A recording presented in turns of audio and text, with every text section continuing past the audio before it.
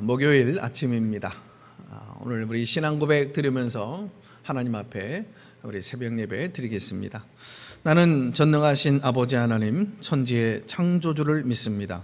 나는 그의 유일하신 아들 우리 주 예수 그리스도를 믿습니다. 그는 성령으로 잉태되어 동정녀 마리아에게서 나시고 본디오 빌라도에게 고난을 받아 십자가에 못 박혀 죽으시고 장사된 지 사흘 만에 죽은 자 가운데서 다시 살아나셨으며 하늘에 오르시어 전능하신 아버지 하나님 우편에 앉아 계시다가 거기로부터 살아있는 자와 죽은 자를 심판하러 오십니다.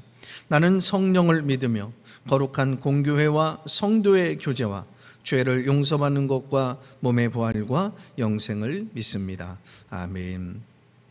우리 찬송 드리겠습니다. 391장입니다. 391장입니다. 놀라운 구세주 예수 내 주 참 능력의 주시로다. 근바위 및 안전한 그곳으로 내 영혼을 숨기시네.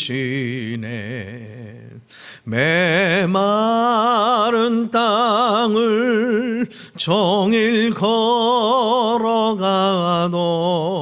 나 피곤치 아니하며 저 외여 많고 내가 이를 때면 큰 바위에 숨기시고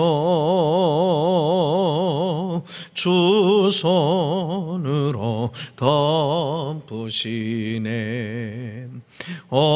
놀라운 구세주 예수 내 주 내 모든 짐 벗기시네. 죄악에서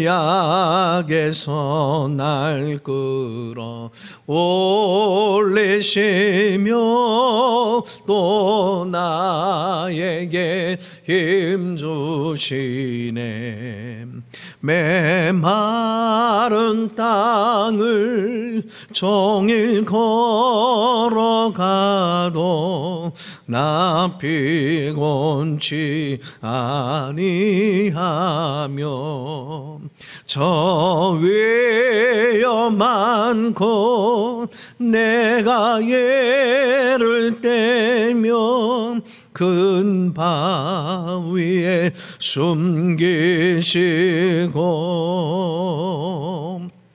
주 손으로 덮으시네. 증량 못할 은혜로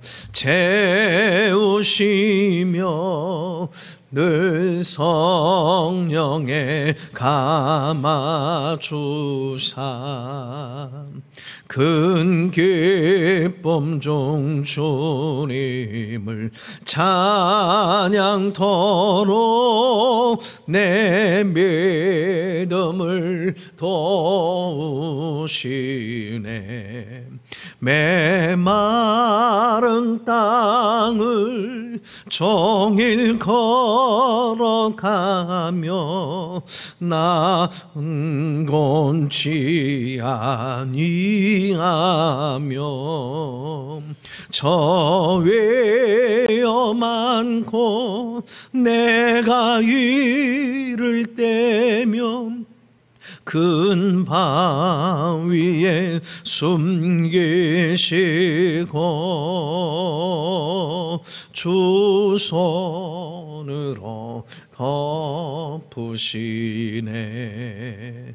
주 예수님 공중에 임하실 때 나 일어나 맞이하리.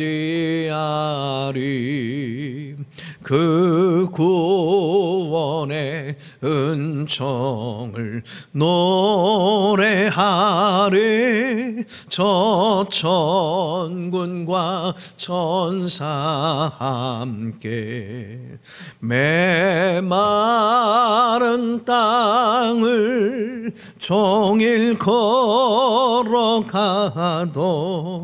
나 피곤치 아니하며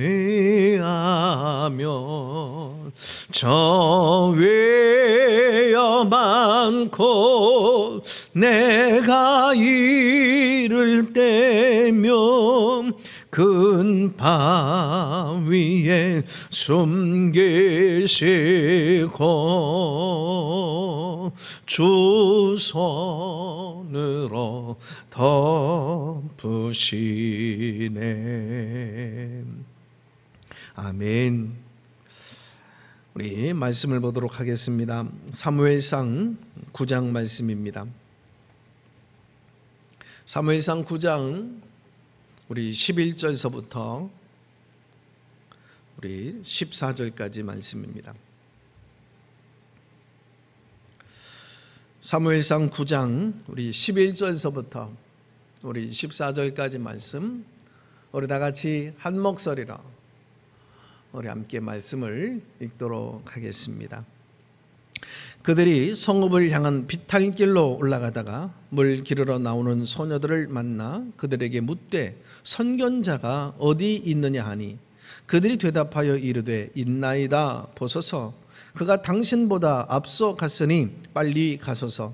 백성이 오늘 산당에서 제사를 드리므로 그가 오늘 성읍에 들어오셨나이다. 당신들이 성읍으로 들어가면 그가 먹으러 산당에 올라가기 전에 곧 만나리이다.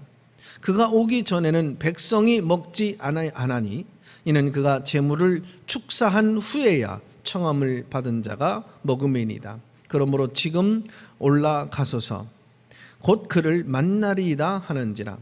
그들이 성읍으로 올라가서 그리로 들어갈 때에 사무엘이 마침 산당으로 올라가려고 마주 나오더라. 아멘.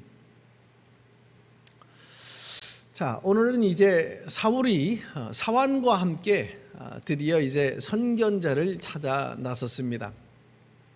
그리고 이제 선견자가 살고 있는 성을 향해 이제 비탈길로 올라가고 있는데 성으로부터 물을 길러 나오는 소녀들을 만나게 된 겁니다. 그 소녀들에게 사울이 물었어요. 여기 선견자가 어디 계시냐? 이 장면에서 사울이 만난 사람들이 소녀들이라고 하는 이 사실에 한번 주목을 해 보십시오. 우리가 성경을 주의 깊게 보면요, 참으로 재미있는 장면들이 참 많이 나와요. 만약 소녀들 이외에 다른 사람이 있었다면, 아마 다른 사람들이었다면 어떤 반응이었을까요?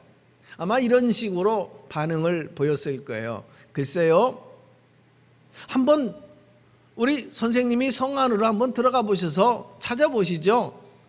이렇게 말을 했을 수도 있을 겁니다. 그러나 소녀들이었기 때문에 이 반응은 전혀 다른 거예요. 매우 친절했어요. 그리고 자세히 사울의 질문에 대답해 주었습니다. 왜 그랬을까요? 참 사실 보면 물어볼 필요도 없는 이 얘기예요. 지금 어린 소녀들이 물을 길러 아마 제잘거리며 성 밖 비탈길로 아래로 내려오고 있는데, 보니까 한 기골이 장대하고 준수한 청년이 보니까 아주 센스 있는 의복을 걸치고 머리태에 꼽은 우아하고 하얀 아마 깃털을 날리면서 저녁 햇살을 받으며 비탈길로 올라오고 있는데, 이 모습을 보고 그녀들이 가슴이 설레이지 않았을까요? 처음 보게 되어지는 귀공자. 그녀들은 난생 처음 보는 아주 눈이 부신 청년을 보고 벌써 마음이 동하여서 아마 설레고 있었을 겁니다. 아니나 다를까, 그 귀공자가 먼저 말을 걸어오는 것 아니겠습니까? 이 성에 혹시 선견자가 어디 있어? 이 질문을 받고 이 소녀들은 묻지도 않은 얘기까지 보니까 쭉 자세히 설명하고 여러 가지 행동 지침까지 자세히 알려주잖아요. 있어요. 보셔요. 그분이 당신보다 앞서서 갔으니까 얼른 한번 가보세요. 사람들이 오늘 산당에서 제사를 드리기 위해서 많이들 모여 계시는데 그분이 오늘 성에 들어오셨어요. 당신들이 성으로 이제 들어가면 그분이 먹으러 산당에 올라가기 전에 아마 곧 만날 수 있을 거예요.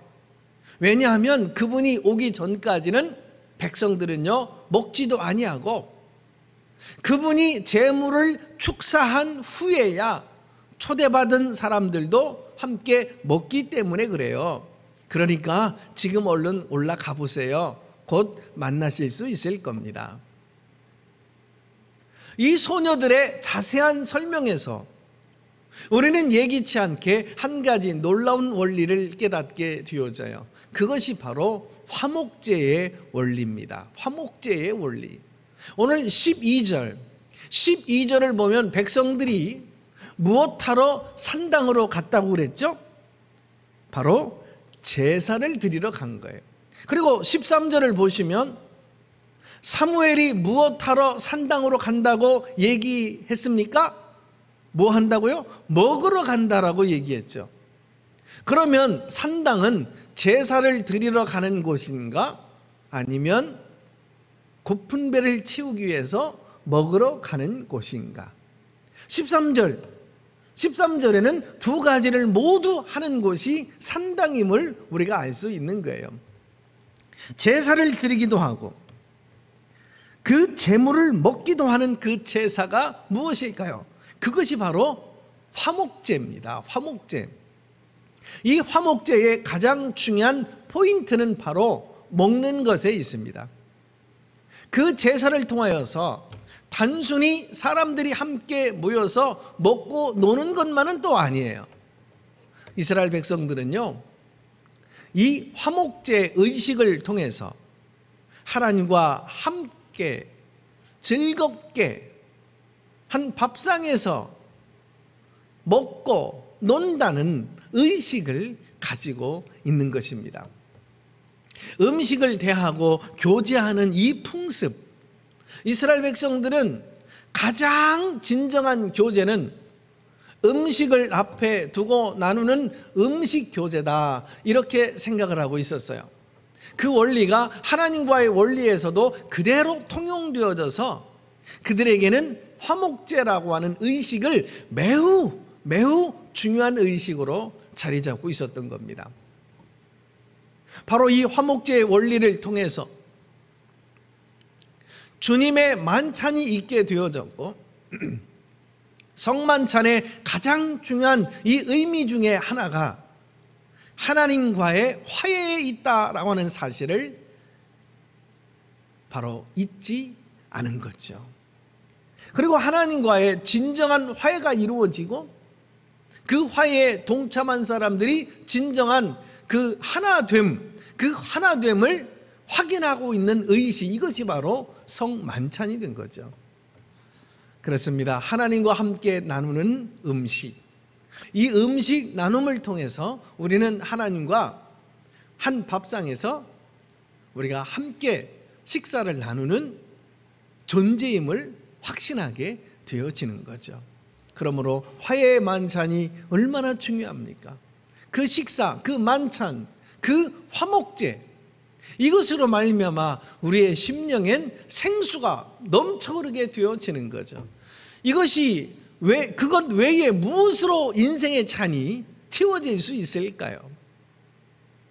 하나님은 우리의 인생의 잔을 너무 크게 만드셨습니다. 그 잔을 채울 수 있는 것이 이 지구상에는요 하나도 없습니다. 우주 전체를 다 소유하고 다 쏟아 부어도 인생에게는 만족이 없는 겁니다. 어떤 바라던 것을 소유했을 때 하루 이틀 좋고 만족하는 것 같지만서도 여전히 우리의 심령은 채워지지 못하는 것을 발견하게 되어지죠. 자, 그렇다면 과연 무엇으로 우리의 인생의 잔이 채워질 수 있을까요? 시편 23편 5절 말씀에 그 방법이 잘 나타나 있어요. 주께서 내 원수의 목전에서 내게 상을 베푸시고 기름으로 내 머리에 바르셨으니 내 잔이 넘치나이다. 이 말씀에서 기름으로 내 머리에 바르셨으니 라고 하는 말은 잘 이해해야 됩니다. 성령의 기름 부으심이 있으면 내 잔이 넘친다라고 하는 이 말이라고 하는 것을 우리는 누구나 잘 알고 있죠. 그러나 많은 사람들이 내 잔이 넘치기 위해서는 또 한 가지의 전제가 있어야 된다는 것을 잊어버리고 있어요. 그것은 바로 주께서 내 원수의 목전에서 내게 상을 베푸시고 라고 하는 말입니다. 여기서 상이라고 하는 말은 무슨 말일까요? 우등상? 개근상? 이런 상을 말하는 것입니까? 아니죠. 이 상은 우리가 밥을 먹을 때 대하는 밥상을 말하는 것입니다. 즉 원수가 아무리 둘러싸서 나를 위협하고 나를 핍박하고 내게 해를 끼치려고 해도 하나님의 이 밥상을 받고 있는, 하나님과 그 한 상에서 식사를 하고 있는 특별한 존재가 되어질 때에 진정 나의 인생의 잔은 넘치게 된다라고 하는 진정한 만족을 고백하게 된다라고 하는 말씀입니다. 여러분, 우리가 하나님과 함께 먹으려고 힘쓰십시오. 우리가 매일 아침, 점심, 저녁 끼니를 찾아서 식사를 하게 되어질 때 매일 식사를 하면서 이런 기도를 한번 드려보시죠. 하나님, 오늘 이 밥상은 하나님께서 저를 위해서, 우리 가정을 위해서 베풀어 주신 것인 줄로 믿습니다. 이 시간 하나님과 함께 식사하기를 원합니다. 하나님, 이 밥상에 임재하여 주셔서 하나님의 베푸신 밥상으로 인해서 우리가 감사하면서 하나님과 마주하며 식사를 하게 되어진 이 하나님과 더욱 친밀한 교제로 들어가게 해주신 것을 감사합니다. 예수님의 이름으로 기도합니다. 한번 그렇게 해보십시오. 어떤 가정에 가보면 이런 문구의 패가 걸려있는 것을 보게 되어집니다. 그리스도는 이 가정의 주인이십니다. 그러나 이 문구만큼 중요한 문구가 있어요. 바로 그리스도는 이 밥상의 주인이십니다 라고 하는 말입니다. 밥상을 대할 때마다 하나님을 더 깊이 생각하는 여러분이 되시길 바랍니다. 오늘 이 시간 이 밥상에 전능하신 창조주 하나님과 내가 마주대하며 밥상을 나누게 되어진 특별한 존재임을 기억하며 감사하시기를 바랍니다. 내 인생에 아무리 어려운 위기가, 고난이 찾아온다 할지라도 하나님과 한 상에서 둘러앉아 식사를 하는 존재인데 하나님이 함께 하실 것이고 또 합력해서 선을 이루실 것이고 돌보실 것이고 도우실 것이고 역사해 주실 것입니다. 항상 우리는 식사할 때마다 이런 생각과 의식을 갖고 오늘도 항상 하나님과 함께하는 즐거운 교제, 즐거운 동행이 되시기를, 또 즐거운 식사가 되시기를 주님의 이름으로 축원합니다. 기도합니다. 하나님, 오늘도 우리에게 생명 주셔서 감사합니다. 오늘도 우리에게 호흡 주셔서 감사합니다. 오늘도 우리의 하루의 삶이 연장되어지며 오늘 하루를 살아가더라도 우리가 하나님의 자녀로서 부름받아 하나님의, 정말 하나님 아버지의 동행하심 속에서 인도받으며 복된 하루를 열게 해주신 것을 진심으로 감사합니다.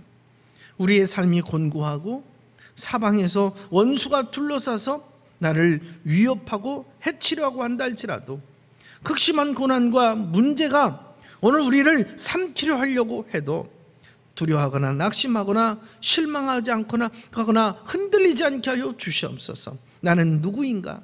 전능하신 하나님, 창조주 하나님, 엘샤다이 하나님, 긍휼과 은혜가 풍성하신 그 하나님과 한 밥상을 나누는, 함께 식사를 하는 특별한 은총을 입은 존재인 줄로 믿습니다. 그분이 위에 내 인생을 돌보고 계시는 줄로 믿습니다. 함께하고 계시는 줄로 믿습니다. 오늘 식사할 때마다 그분과 친밀한 교제를 나누며 그분과 그 삶에 동행을 하며 오늘도 복된 하루를 멋지게 승리하며 살아가는 하루가 되도록 축복하여 주시옵소서. 우리 가정과 우리 밥상의 주인 되시는 예수 그리스도의 이름으로 기도합니다. 아멘. 주기도문을 드리겠습니다. 하늘에 계신 우리 아버지, 아버지의 이름을 거룩하게 하시며 아버지의 나라가 오게 하시며 아버지의 뜻이 하늘에서와 같이 땅에서도 이루어지게 하소서. 오늘 우리에게 일용할 양식을 주시고 우리가 우리에게 잘못한 사람을 용서해 준 것 같이 우리 죄를 용서해 주시고 우리를 시험에 빠지지 않게 하시고 악에서 구하소서. 나라와 권능과 영광이 영원히 아버지의 것입니다. 아멘. 함께 오늘도 말씀을 기억하며 함께 기도하면서 하루를 열겠습니다.